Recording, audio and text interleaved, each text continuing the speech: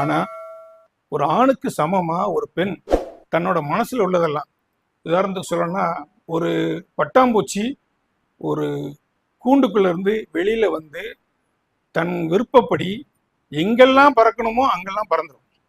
அதுபோல இந்த எழுத்து அப்படியே இருக்கு. நீங்க வாங்கி வாசித்தீங்கன்னா அந்த ஒரு உணர்வை உணர முடியும். ஒரு பட்டாம்பூச்சி எங்க இருக்கும்? கூண்டுக்குள்ள இருந்தா அப்படி வெளியே வந்தாச்சுன்னா எங்க போகுதுன்னே தெரியாது. அதுக்கு ரெக்கை எங்கெல்லாம் அடிக்குதோ காற்றலையில அங்கங்க போகும். பூக்களை தான் தேடி போகும் நம்ம நினைக்க முடியாது. நம்ம நினைச்சுக்குவோம் பூக்களை தேடி, ஏன்னா நம்ம எப்பவுமே பொருளை தேடி அலையிறவங்க. ஆனா அது அப்படி இல்லை. அது இயற்கையை ரசிக்கும், எங்கனாலும் போகும். பூவே இல்லாத செடியில கூட உட்காரும். அது கூட ஓய்வாக கூட இருக்கலாம், ஏன்னா ரொம்ப நேரம் ரெக்கை அடிச்சிருக்கும் இல்லையா. அந்த மாதிரி போயிட்டு போயிட்டு ஃப்ரீயா, அதாவது சுதந்திரமா இருக்கக்கூடிய ஒரு பட்டாம்பூச்சி போல இவங்களோட எழுத்து பூரா அப்படியே இருக்கும். ஒரு ஆணை வர்ணிக்கிறாங்க, அந்த ஆணை முழுமையா உள்ளுக்குள்ள எடுத்துக்கிறாங்க. எப்படி ஒரு ஆண் தீவிரமான, இது வரைக்கும் நீங்க திரைப்படத்துல பார்த்திருப்பீங்க, ஒரு ஆண் தான் தீவிரமான காதலானா இருப்பான்.